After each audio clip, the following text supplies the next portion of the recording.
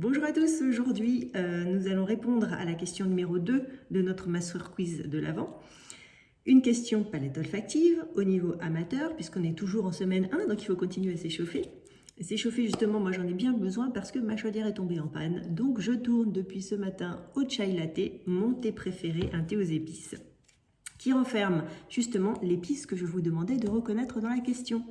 Alors était-ce du gingembre, de la cardamome ou du poivre vert ?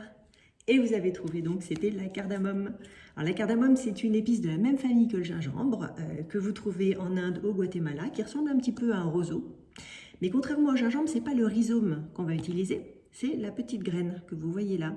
En revanche, ce sont des rhizomes de la plante que poussent les lianes qui vont ramper sur le sol et produire de très jolies grappes de fleurs blanches qui, elles, vont porter le fruit qui renferme ces petites graines noires qui sont donc le principe odorant de la cardamome.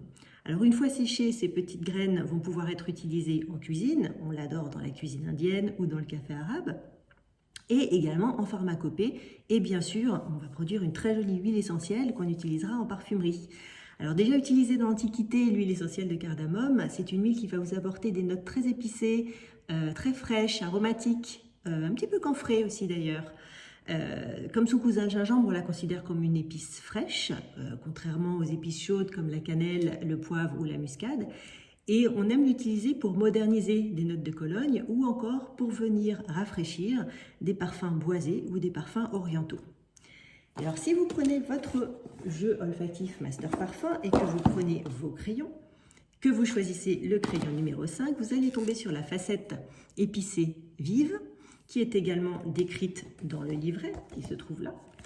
Et vous allez retrouver donc vraiment un accord plein d'élan où justement la cardamome va venir se mêler au gingembre pour nous inviter à un très joli voyage exotique. Alors pour la lecture du voyage justement, je vous recommande dans le dernier né, vous allez trouver un très joli article sur la cardamome du Guatemala qui est quelque part. Pourquoi il n'est plus là? Il est là. Et moi je vous laisse en attendant parce que j'ai repéré dans mon livre de recettes fétiches, la cuisine des parfums, une recette de gâteau au chocolat à la sauce café et cardamome. Alors je vous laisse et je vous retrouve demain pour la réponse à la question numéro 3. Salutations parfumées!